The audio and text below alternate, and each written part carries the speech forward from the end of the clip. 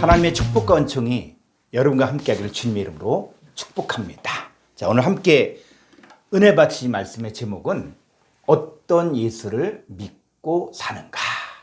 자, 나는 어떤 예수를 믿고 사는가.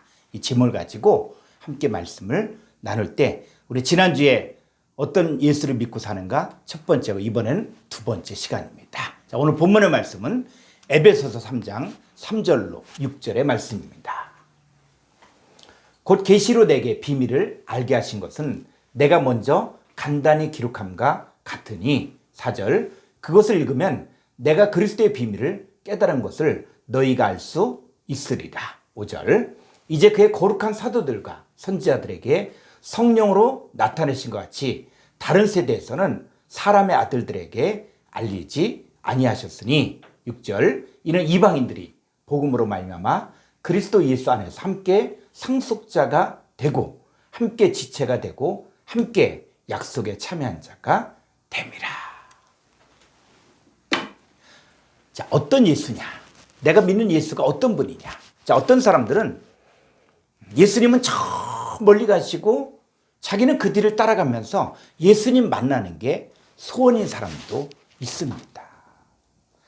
당신이 믿는 예수님 어떤 분이냐? 이렇게 물으면 예수님은 자기와 비교할 수 없는 사랑이 많고 은혜롭고 거룩하시고 온전하신 분이고 존귀하신 분이고 이렇게 하면서 예수님을 찬양하고 높이고 경배합니다. 그러면 예수 믿는 당신은 어떤 사람입니까? 라고 물으면 자기는 예수 믿었음에도 불구하고 여전히 죄 많고 허물이 많고 또 죽을 수밖에 없는 죄인이고 영원히 저주받아 마땅한 존재라고 말합니다. 예수님 믿기 전에 그런 말을 하면 이해가 가지만 예수 믿고 나서도 여전히 자신 죄인이고 또 마음은 원해대 육신이 약하도다 하고 그러면서 본질적으로 죄를 가지고 있다라고 말하면 그 사람은 아직 진짜 복음을 알지 못하고 있는 것입니다.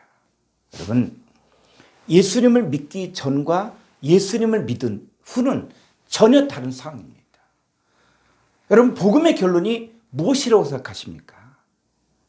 이 복음의 결론을 말라기서에서 정확하게 말하고 있습니다. 자, 말라기 4장 6절의 말씀 보겠습니다.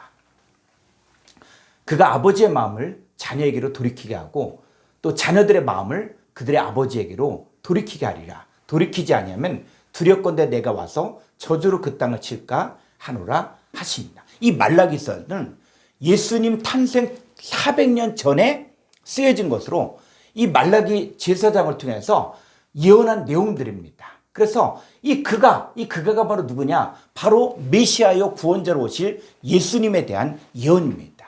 그러니까 예수님께서 하실 일이 정확히 나오고 있는데 아버지의 마음을 자녀에게로 돌이키게 하고 자녀들의 마음을 그들의 아버지에게로 돌이키게 하는 것. 이것이 바로 예수님의 사역이에요. 그래서 예수님께서 첫 번째 하신 말씀이 바로 뭡니까? 회개하라, 천국이 가까웠느니라. 그래서 예수님께서 이 땅에 오신 것들을 뭐라고 이야기하고 있냐면 요한복음 3장 16절을 보니까 하나님이 세상을 이처럼 사랑하사 독생자를 주셨으니 이 얘기는 뭐냐면 하나님 아버지의 마음이 자녀에게로 돌이켜졌다는 거예요. 인간의 죄악으로 인해서 인간이 언약을 깨트림으로 인해서 하나님 인간을 떠날 수밖에 없고 또 심판할 수밖에 없는데 이제는 하나님 아버지의 마음이 자녀에게로 돌아와서 이제는 하나님이 세상을 이처럼 사랑하셔서 독생자를 주신 거예요. 인간의 할 일은 바로 무엇입니까? 그를 믿는 자. 그를 믿는 거예요. 독생자로 오신 예수님을 믿는 거예요. 그런데 예수님을 그냥 믿는 것이 아니라 이 그를 믿는 것, 그를 믿는 자라고 이야기할 때 헬라어로 보면 에이스 아우톤이라고 해서 이것은 그 안에서 예수님 안에서 그리고 예수님과 연합하여 예수님과 한 몸을 이루어 바로 영생을 얻는 것. 이것이 바로 하나님의 뜻이라는 것입니다. 자, 로마서 5장 8절의 말씀 보겠습니다. 우리가 아직 죄인 되었을 때, 이 우리가 바로 저와 여러분 이야기를 하는 거예요. 우리가 아직 죄인 되었을 때 그리스도께서 우리를 위하여 죽으심으로 하나님께서 우리에 대한 자기의 사랑을 확증하셨느니라. 하나님과 원수된 상태, 죄인의 상태임에도 불구하고 그리스도께서 나를 위하여, 여러분을 위하여 죽으심으로 하나님께서 우리에 대한 자기의 사랑을 확증하셨다는 거예요. 그러니까 하나님 아버지의 마음은 다시 인간에게로 돌이켜서 이제 인간을 사랑하셨어요. 우리의 할 일은 바로 뭡니까? 회개하고 하나님께로 돌이키는 거예요. 우리가 회개하고 돌이키기만 하면 하나님께서 어떻게 하시겠다고 약속하셨습니까? 자, 에레미야 31장 31절을 보겠습니다. 여호와의 말씀이니라. 보라, 날이 이르리니 내가 이스라엘 집과 유다 집의 새 언약을 맺으리라. 32절. 이 언약은 내가 그들의 조상들의 손을 잡고 애굽 땅에서 인도하여 내던 날에 맺은 것과 같이 아니할 것은 내가 그들의 남편이 되었어도 그들이 내 언약을 깨뜨렸습니다. 여호와의 말씀입니다. 여러분, 사실 언약을 깨뜨린 것은 사람이지 하나님이 아닙니다. 하나님은 사람의 남편이 되어서 그 사람의 손을 잡고 인도하여 그 하나님께서 예비하신 그 가나안 땅에 들어가서 하나님께서 예비하신 복을 누리기를 원하셨어요. 그런데 사람이 하나님을 버리고 하나님과 언약을 깨뜨렸습니다. 자, 그런데 그럼에도 불구하고 하나님은 다시 인간을 향한 그 사랑의 마음으로 메시아여 구원자이신 예수님을 보내셔서 그 예수님을 통해서 새 언약을 맺으시겠다는 것이 하나님의 뜻입니다. 자, 그러면 이제 우리가 믿는 예수님, 그 예수님 믿으면 우리 안에 어떤 일이 생길까요? 자, 첫 번째, 바로 새 언약이 세워집니다. 자, 에레미야 31장 33절. 그러나 그날 후에 내가 이스라엘 집과 맺을 언약은 이러하니 곧 내가 나의 법을 그들의 속에 두며 그들의 마음에 기록하여 나는 그들의 하나님이 되고 그들은 내 백성이 될 것이라. 여호와의 말씀이니라. 하나님께 새 언약을 세우시겠다는 거예요. 이 새 언약을 세운 데 있어서 인간이 할 수 있는 일들은 딱 한 가지. 회개하고 하나님께로 돌이키는 거예요. 그러니까 내 마음이 하나님께로 이제 돌이키기만 하면 하나님께서는 하나님의 법을 내 속에 두며 내 마음에 기록하여 하나님이 나의 하나님이 되고 나는 하나님의 백성이 되는 것이 하나님의 뜻입니다. 그래서 여러분이 하나님의 백성이 되고 하나님이 여러분의 하나님이 되셨다는 이 말이 어떤 의미입니까? 바로 마귀 사탄의 권세인 이 죄와 사망의 권세에서 해방되고 하나님께 속한 자, 하나님만이 나의 하나님이다, 하나님만 나의 구주다 라고 고백하고 이제는 하나님과 어떤 거리낌도 없는 사랑의 관계요, 하나님과 화목하게 되어진 아버지와 아들의 관계요, 하늘의 유업을 얻을 자격이 회복되는 거예요. 자, 이렇게 되어지기 위해서 우리가 할 일이 바로 뭡니까? 돌이키라는 거예요. 세상으로 향했던 마음이 하나님께로 다시 돌이키라는 거예요.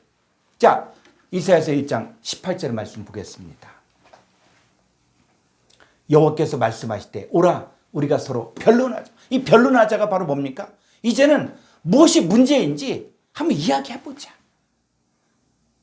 너희들이 왜 세상 가운데서 그렇게 죄 가운데 종노릇하고 이렇게 하나님과 원수된 삶을 살았는지, 무엇이 문제인지 한번 이야기해보자는 거예요.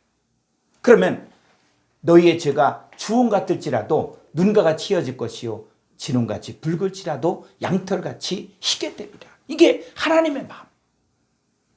우리가 변론해서 우리가 회개하고 돌이키기만 하면 하나님께서 우리의 죄가 그렇게 주홍같이 많을지라도 또 진홍같이 붉을지라도 희게 해주겠다는 것이 하나님의 마음이에요. 자, 우리가 뭐 하면 됩니까? 19절. 너희가 즐겨 순종하면 땅의 아름다운 소산을 먹을 것이요. 우리가 즐겨 순종하면 되는 거예요. 그럼 하나님께서 예비하신 이 땅의 아름다운 소산을 먹을 수가 있습니다. 자, 우리가 회개하고 돌이키면 어떻게 하시겠다? 자, 이사야서 1장 25절을 보면은 내가 또 내 손을 내게 돌려 내 찌꺼기를 잿물로 씻듯이 녹여 청결하게 하며 내 혼자물을 다 제하여 버리고. 이 찌꺼기를 잿물로 씻듯이 녹여 청결하게 하며, 이 내용들을 보면 성경에 쓰여진 것을 보면은 이 은으로 도금된 것이 아주 녹이 잔뜩 쓸어서 이 은그릇의 역할을 못하는 거예요. 이게 바로 뭐 찌꺼기예요, 찌꺼기. 그러니까 여기서 얘기하는 이 찌꺼기라든지 이 혼잣물이라는 것은 바로 뭐냐면 바로 하나님 앞에서 합당치 않는 모든 것들을 말하는 거예요. 그런데 우리가 회개하고 하나님께 순종하기만 하면 하나님께서는 하나님의 손을 우리에게 돌려 우리의 찌꺼기를 잿물로 씻듯이 청결하게 하고 혼잣물을 다 제어해버리시고 다시 회복시켜 주시겠다는 것입니다. 그러면 우리가 어떻게 됩니까? 이제 26절 내가 내 재판관들을 처음같이 내 모사들을 본래와 같이 회복할 것이다. 회복하시겠다는 거예요. 그래서 그리한 후에야 내가 의의 성읍이라 신실한 고을이라 불리리라 하셨나니. 그래서 이 의의 성읍 신실한 고을이 성취되어진 것이 바로 요한계시록 21장에서 거룩한 성 새 예루살렘 성이 나아. 그것이 바로 그리스도의 신부 어린 양의 아내. 그것이 바로 저와 여러분의 되어질 모습을 이야기하는 거예요. 자, 이사야서 44장 22절 말씀. 내가 내 허물을 빽빽한 구름같이 내 죄를 안개같이 없이 하였으니 너는 내게로 돌아오라. 내가 너를 구속하였습니다. 여러분, 빽빽한 구름이 갑자기 해가 쫙 뜨면 어떻게 됩니까? 순식간에 사라지는 거예요. 또 안개가 저기 꼈다가 햇빛이 강렬하게 비치면 어떻습니까? 순식간에 사라지는 거예요. 그래서 우리의 이 허물을, 우리의 죄를 안개같이 없이 하겠다. 그랬을 때 이 없이 하겠다. 이게 히브리어를 보면은 더 내용이 풍성해집니다. 자, 없이 하겠다. 한번 볼까요? 이 없이 하겠다. 이 말의 히브리어는 4229번으로서 마히티. 이 마히티인데 이건 뭐냐? 폐하다, 없애다, 파괴하다, 내보내다, 닦아내다. 이런 뜻이에요. 그러니까 우리의 이 허물과 이 죄들을 폐하고 파괴하고 내보내고 닦아내는데 히브리어 문법에서는 완료용법, 완료. 그러니까 우리가 하나님께로 돌아가는 우리는 이제 우리의 허물들과 우리의 죄들이 없어진 상태예요. 깨끗이 닦아낸 완료 상태입니다. 우리가 예수님 믿었을 때 예수님 우리에게 있었던 이 찌꺼기와 혼잣물을 다 제거하셨고 회복시키셨습니다. 자, 로마서 6장 6절로 7절의 말씀 보겠습니다. 우리가 알거냐? 이미 알고 있다는, 뭘 알고 있습니까? 우리의 옛사람이 예수와 함께 십자가에 못 박힌 것은 주의 몸이 죽어 다시는 우리가 주에게 종노릇하지 아니하리라.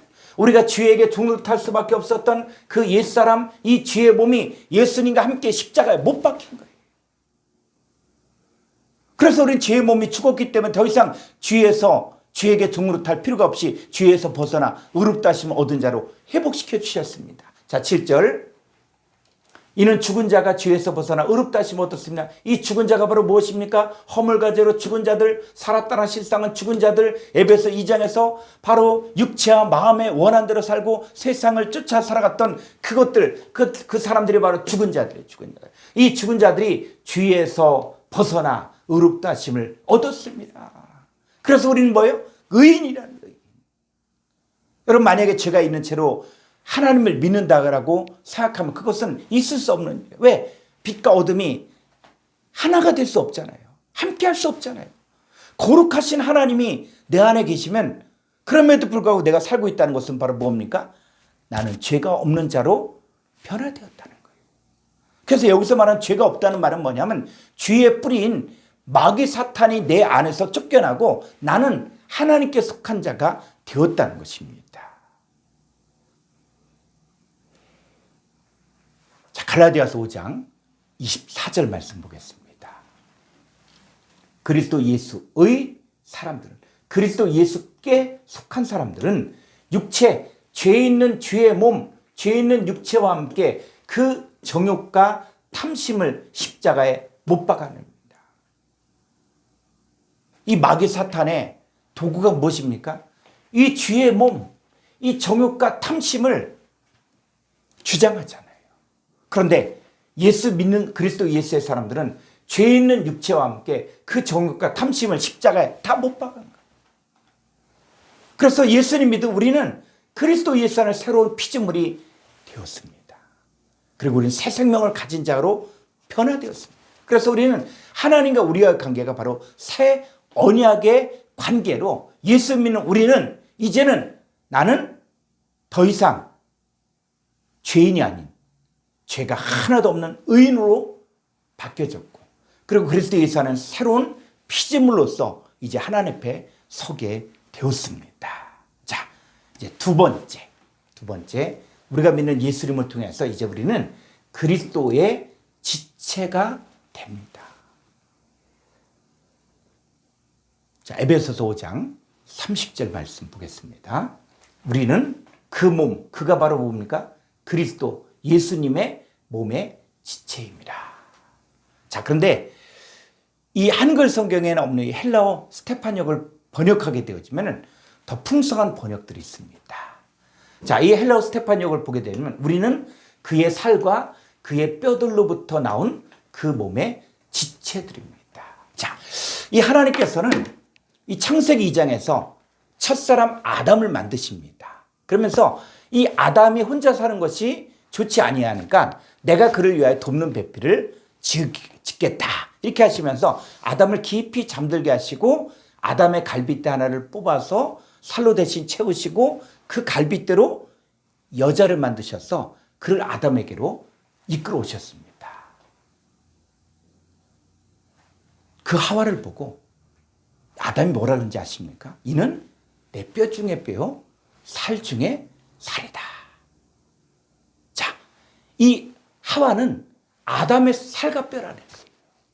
그러니까 원래는 아담과 하와는 한 몸이었어요. 그런데 이 아담의 살과 뼈로 누가 만들어졌습니까? 하와가 만들어졌다는 거예요. 자, 그런데 이 사도 바울은 이 에베소서에서 이 그리스도와 교회의 관계의 비밀이 바로 마치 아담과 하와의 관계와 같다고 말하고 있는 것입니다. 이 사도 바울은 고린도후서 11장 2절에서 내가 너희를 정결한 처녀로 한 남편인 그리스도께 드리려고 중매합니다. 이렇게 얘기했어요. 그러니까 교회인 이 성도와 그리스도인 예수님은 원래는 바로 뭐라고요? 한 몸이라는 거예요. 그래서 에베소 1장 4절에서 창세 전에 그리스도 예수 안에 있었다. 우리가 창세 전에 그리스도 예수 안에 있었다. 이 말이 바로 그 말입니다. 자, 다시 한번 성경을 더 볼까요? 에베소 5장 31절 보면은 그러므로 사람이 부모를 떠나 그의 아내와 합하여 그 둘이 한 육체가 될지니, 자, 이런 내용들을 가지고 결혼식 때 이제 사용하면서 사람이 부모를 떠나 그 아내와 합하여 둘이 한 육체가 된다. 자, 이렇게 이야기하고 있는데 이 내용이 지금 무슨 내용이냐? 자, 32절 보겠습니다. 이 비밀이 크도다. 나는 그리스도와 교회에 대하여 말하. 이게 바로 미스테리온 비밀이라는 거예요. 그러니까 이게 바로 뭘 이야기하는 것이냐? 에베소 5장 31절 다시 보면은 이 비밀은 바로 그리스도와 교회의 관계를 이야기하는 것인데, 그러므로 이 사람은 누굴 이야기하냐? 예수님을 이야기해요. 예수님. 예수님이 부모, 아버지 하나님을 떠나 그의 아내 성도와 합하여 그 둘이 한 육체가 될지니, 자, 그래서 고린도서 6장 17절에서는 주와 합하는 자는 한 영이니라. 주님과 연합된 사람은 한 영의 존재가 되는 거예요. 그러니까 그리스도와 교회의 관계가 바로 뭐냐면 바로 한 몸의 관계예요. 교회는 그리스도의 살과 뼈라는 것입니다. 그러니까 우리가 믿는 예수님은 바로 뭐냐면 예수님과 내가 한 몸을 이루게 할 뿐만 아니라 우리가 바로 그리스도와 함께 지체가 되었다는 것을 가르쳐 주는 거예요. 그러면 그리스도와 함께 지체가 되었다는 말이 어떤 의미일까요? 자, 첫 번째 그리스도와 함께 지체가 되었다는 말의 의미가 바로 뭐냐? 바로 첫 번째로 그리스도와 한 몸이지만 역할이 다르다는 거예요. 그러니까 지체라는 것은 무엇이냐면 머리는 하나인데 각자의 역할을 하는 이 손과 발과 눈과 코와 입, 이것들이 다 지체들이 있죠. 그래서 고린도전서 12장 12절 말씀, 몸은 하나인데 많은 지체가 있고 몸의 지체가 많으나 한 몸임과 같이 그리스도도 그러한 양. 자, 우리 몸의 비유를 이야기하면서 이 몸 안에 많은 지체들이 있잖아요. 그렇지만 이 모든 것들이 다 한 몸인 것처럼 그리스도와 그리스도의 지체들도 똑같다는 것입니다.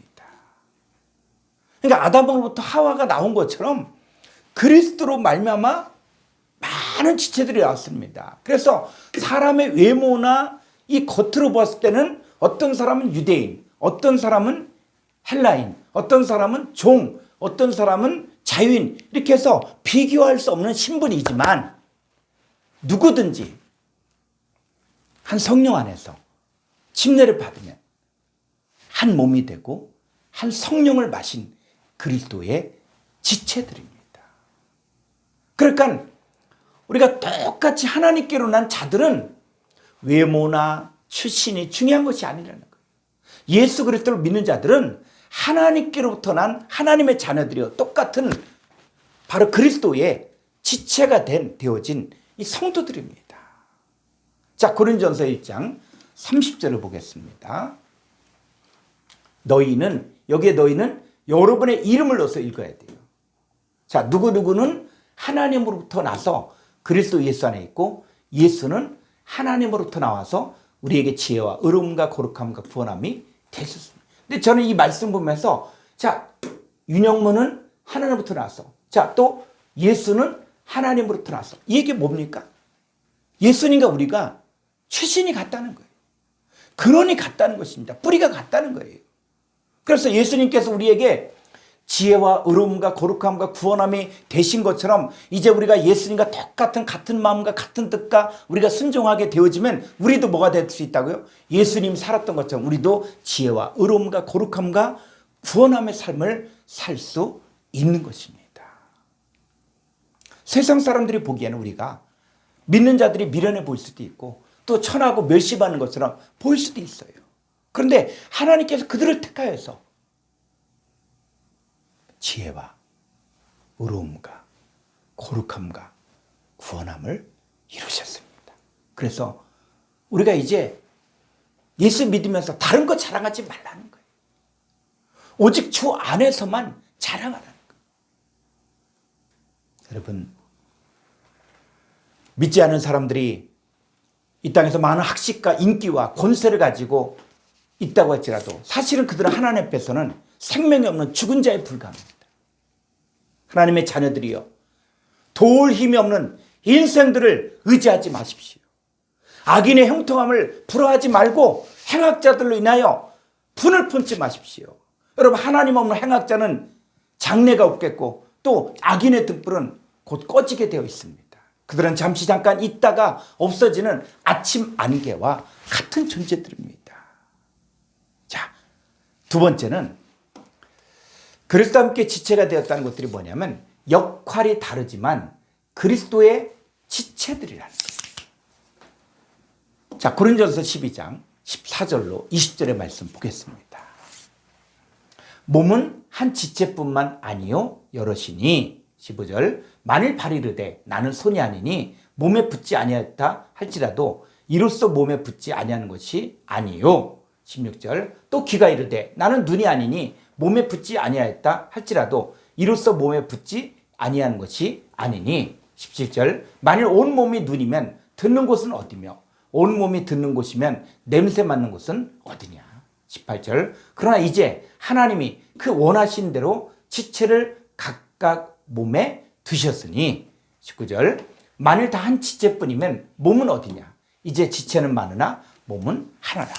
이 고린도전서를 통해서 사도 바울이 이 몸의 이 지체 관계들에 대해서 설명을 아주 열심히 하고 있습니다.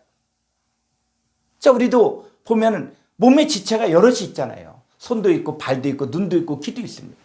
각자의 역할이 다르지만 그러나 한 몸인 것처럼 우리 그리스도 예수 안에서도 우리 성도들이 어떤 사람은 목사의 역할, 또 사모의 역할, 또 반주자의 역할, 또 권사의 역할, 집사의 역할, 각자가 다 역할이 다르지만 그들 한 사람 한 사람은 다 누구라고요? 그리스도의 지체들로서 하나님께서 원하신 대로 두셨습니다.